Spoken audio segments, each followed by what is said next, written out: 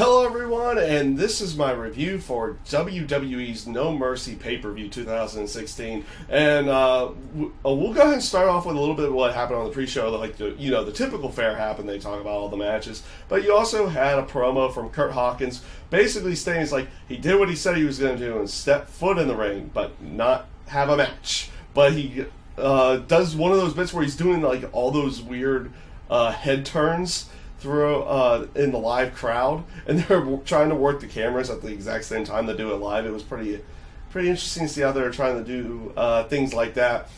His entrance is basically him doing more Kurt Hawkins facts. I have a feeling we're about to have a comedy character coming in our way with Kurt Hawkins, and it could be interesting if it's good. Or it could be bad. And then he leaves with a Kurt Hawkins announcement basically saying that he is going to have a match on Tuesday for SmackDown Live. So, okay. They also had an 8-man tag with American Alpha and the Hype Bros going up against the Ascension and the Vaughn Villains. Typical fare here. Good action inside the ring, but kind of a match that not too many people are going to really care too much about. And they put over American Alpha a little bit more here in the end with them picking up the victory for their team. So nothing really much to say on that sense, but like I said, action's still pretty good, but nothing to write home about, which is going to be what, honestly, I'm going to probably say about a good chunk of these matches. Actually, to be honest with you, it's only for a couple matches, because there was a couple matches on this show that I would say were actually very, very good. And they started off the show with one of those, with the triple threat match for the WWE World title. That's right, they started off the pay-per-view with the title match. That one weirded me out a little bit. Now, don't get me wrong, they actually they announced it on the pre-show, so people were watching on the pre-show and everything in that sense. And I think they put it over Twitter or something like that beforehand, that this was going to start the show, so you kind of knew it, so it wasn't like a shocker right as they go on the air. It's like, oh, we're doing the WWE World title match out of nowhere. But it was weird, the fact that they would put that match up first, even though I would say, in the terms of the build, that was probably not the most important match of the night, but still, you would have felt would have been the main event based off the star power that was in the match itself with Cena and Ambrose and AJ Styles. But they start off with it, and what can you say? This was a really good triple threat. I thoroughly enjoyed the match, and I actually thoroughly enjoyed the teases as well that they went in there, and like having AJ Styles tap out mid-match when both guys have a submission on them just plays off of the aspect of AJ knows he can't. AJ knows that there will be no winner determined, and so at that point, and they even explain this later in a later promo to go along with it. But it's like the referee, or not even the referee, but the tap out happens and the bell immediately rings, but the referee completely waves it off. Good play on the terms of teasing it that you're going to have some kind of title hold up between Cena and Ambrose in this case, but it ends up still going full on with a triple threat. So it's played off like AJ Styles knows that you can't have two people as champion, and so he plays it as he's a little bit smarter, and this is the way for him to get out of the situation that he was in at the time. So they play him off as a little bit smarter in that sense. And the match comes to the end where you see Ambrose taking the second rope AA or the super AA or however you want to call it in that sense for the move, and then Styles comes in, hits Cena twice with a chair, and pins Cena once again. So he kind of takes a shortcut, but it plays off of the rules of a triple threat match that there's no disqualification and everything in that sense. So it came off rather good. I thoroughly enjoyed it. There was a lot of different teases thinking that it was like, oh, Ambrose is going to win, and then there was times where you thought Styles was going to win, and there was even times that you thought Cena was going to win. So they did a decent job of teasing people throughout the entire match before ultimately keeping it on AJ Styles, which honestly I feel like should have been the probably most obvious choice in that case. But all in all, I thought that was a really good match. It came off really good, and honestly, was a good way to start off the show in the end. Up next was Nikki Bella going up against Carmella. All I can really say is that this was an okay match. It wasn't bad, but you could definitely tell the crowd wasn't really into this with the way that they had been, building this up throughout the entire time. And the aspect of Nikki Bella going over is not too bad in this sense, because pretty much every step of the way leading into this match, Carmella's gotten the upper hand in some way, shape, or form. Like, Nikki Bella had never had the upper hand, so having her get the win here isn't a horrible thing, and they can potentially still continue the feud if they so wish. After the Nikki Bella Carmella match, you had a Miz, Shane, and Daniel Bryan promo. Miz basically talking to both of them. It's like, hey, after I win the match, I want to renegotiate my contract again because, well, you're gonna have funds after I get rid of Dolph Ziggler and everything in that sense. So he wants to try to get more out of everything again. Not a bad promo. I like the whole teasing of, I like how Miz just continually eggs on Daniel Bryan about, hey, he gets to wrestle, but Daniel Bryan doesn't, even though Daniel Bryan loves wrestling and everything in that sense. And it just came off as another one of those really good promos. I thought it just came off really good in that sense of everything. Up next was the Usos versus Slater and Rhino. And this was another good match. I thought the action in the ring was rather good. You also do get a different situation where Rhino was kind of beat down for a little bit and has to hot tag in Slater, who does a bit of his offense and everything on that sense before they kind of go to the typical way that they end the matches, which is you're having a little bit of chaos going around throughout the entire throughout the ringside area and inside the ring, and you have a bad situation where they make it seem like that the Usos are about to win. They get the whole super kick to the knee, and then they put Heath Slater into the Tequila Sunrise, but Rhino gores one of the Usos outside of the ring, runs in the ring, stops the submission from happening, gets the tag, and gores to get the victory. I thought the match, it wasn't bad, and like I said, I felt like they were going to keep the tag team titles on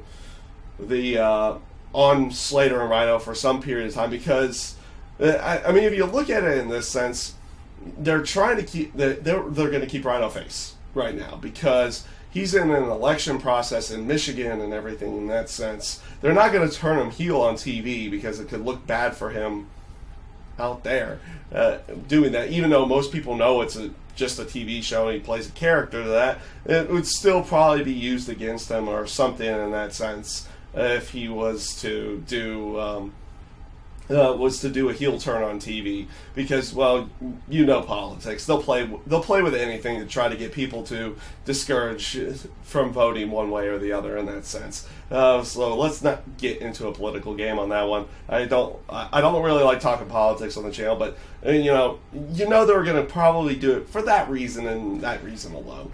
You had a Wyatt promo afterwards, and this one was. It's hard to say where Wyatt's promos go. He kind of just comes off as a crazy guy throughout the entire time, and he does here in this promo as well. Not too bad of a promo, I guess, in that sense, but it was hard to understand exactly where they're going with this promo with him. Up next was Jack Swagger versus Baron Corbin, and luckily, since I had missed SmackDown this week, I had not seen what they had done with their match on SmackDown, where apparently, they're trying to play up controversy throughout the entire thing, where Corbin's in the ankle lock and he's trying to scramble for the ropes, but the referee thinks it was a tap out, so he gives the victory to Jack Swagger. So they're having another match here, and this time Corbin wins. He wins with a thumb to the eye. So they're playing off this whole controversial win versus controversial win. Nothing's really being resolved in this sense, so you would assume they're going to have another match somewhere down the road here. The match itself was okay. It was fine. It wasn't a bad match. None of the matches on the night were bad by any stretch of the imagination. You just didn't, this was another one of those matches. It was okay. It wasn't like it was a botch fest. It wasn't like it was a snooze fest. It was just, it was there in that sense of everything. Up next was Dolph Ziggler versus The Miz, the title versus career match. And what can you say? They had this crowd eating out of the palm of their hands. And how, since you decided to start the show with the WWE title match, how was this not the main event of the show? Like, the build that they put up for this was better than probably most of the other builds. And that they showed why this was probably going to be the match of the night in that sense of everything. It was a great match, great teases throughout the entire time. Dolph getting out of the situations that had caused him to lose in the past, like Maurice spraying him in the eyes and then getting hit with a skull-crushing finale. The Spirit Squad comes out there. Apparently they showed up on SmackDown as well. Look what I missed on SmackDown. I missed a couple of really good spots in there on SmackDown with everything, but that's for a different time. That's for a different bit. But just great match here, and interesting to watch Kenny Dykstra and, is it Mikey or is it Mitch? I forget which one right now. But you had two of the four other Spirit Squad members show up. And again, how was this not the main event? I don't know. It was a great match. Up next, ended up being because of at this point in time, still an undisclosed injury or illness or something with Becky Lynch. Becky Lynch got taken off the card because of some kind of medical issue, and they had to.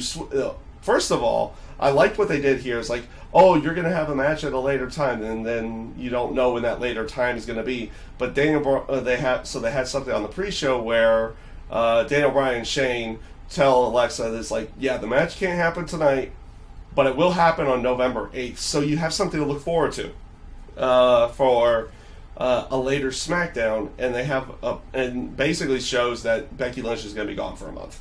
In that sense of everything, I hope everything's okay. In that sense of everything, and hopefully she gets better soon. But otherwise, Alexa Bliss tonight went up against Naomi, and you know, this was one of those weird things. I bet you I would say that this match was fine, in the sense of the work that they did in the ring and everything in that sense. The match was fine. It's just an aspect of the whole change and everything like that. It's like this match just kind of came off as and then they had come out of nowhere that with Naomi surprising Alexa Bliss to get the victory. So now you've got to play that whole aspect. Are they going to have some kind of triple threat now, or what are they going to do? You know, you have the match on November 8th. So what are they going to do on that sense? Or is this going to be Alexa's thing going into that match where she goes up against Naomi for a little bit and probably gets back some of that heat after losing the match here on the pay-per-view. Now this brings us to what did main event for the night, or close off the show, because they considered the opening segment the main event of the show. It was Bray Wyatt up against Randy Orton. Here's the good thing. Wyatt gets the victory. Wyatt actually won a match. Who could believe that? They actually gave Wyatt a match. Now, this is probably going to still lead into more matches where Wyatt loses or something in that sense. Luke Harper shows up at the end of the match to give the distraction for Bray Wyatt to hit Sister Abigail and win the match. Overall, this match ends out just being okay because it didn't feel like it was a pay-per-view match in the end. Like, even leading up to the return, it didn't even feel like they were wrestling at a pay-per-view caliber level. It felt more like a SmackDown main show main event. Like basically what you would see on your typical SmackDown Live. It was good, but it should have been a lot better than what it was in that sense of everything. And that's pretty much all I really got to say about it. Is like I said, I felt like Miz and Ziggler should have finished off the show, and this should have been kind of in the Miz Ziggler spot in some way, shape, or form, because like the crowd was invested in everything into the Ziggler and Miz match. It came off great, and how they played off of everything in there. And this match kind of felt just like it was there. It was the main event of the night, but it was just kind of, it didn't have that pay-per-view quality to it that you would have been looking forward to in a style match. Like I said, the match came off as good, but it felt like it was something that would have ended a SmackDown main show, not a pay-per-view in any way, shape, or form. So overall, you had two really good matches in there. You can't really give it a full-on thumbs down because honestly, none of the action in the ring was really bad. Some of it was just okay. And some of it felt like it was just there in the end. And, in other areas you don't even get any resolution, like with the Swagger and Corbin stuff. And then you have matches that are forced to be switched because of Becky Lynch being out with injury and everything. And it just came off as one of those shows that had two great matches on it, and everything else was just kind of okay. So I can't really, I want to say it was a good show, but it was really a two-match show in the end. We'll leave it at that. It was really a two-match show, and you had a return of Luke Harper. Now, I can tell you, I think I know why they brought Luke Harper back, because the rumor was that he was going to be on Raw. But Eric Rowan's apparently out with injury right now, so they brought Luke Harper back, probably an emergency, to actually go with Wyatt while Eric Rowan is out. Which is not a bad thing, because I feel like Rowan and Harper and Wyatt, they fit together, and we shouldn't really keep them separated for any period of time, but they've been split up and put back together so much. It's one of those weird bits where you just don't know in the end what they're going to be fully doing with them. They could bring Eric Rowan back and, no, we'll just put you on Raw now because Luke Harper's over here. They really need to just keep them together for an extended period of time, for more than just a year, in that sense. But we'll see how everything goes with SmackDown Live. I thought the show, it was a two-match show. That's all I really got to say. It was a two-match show. And it's, otherwise, everything else was just kind of meh or there. And that's just how it honestly felt. And that could be a whole aspect of, this is the third pay-per-view in, the last 4 weeks? You had Backlash right after SummerSlam. You had Clash of Champions, and now you had this 2 weeks later. And then 3 more weeks, we got Hell in a Cell. Well, at least that's 3 weeks away, and they can build up into that, and we'll see where the Raw brand goes on that side with everything. But that is my review for WWE No Mercy 2016. I thank you guys for watching, and have a great day.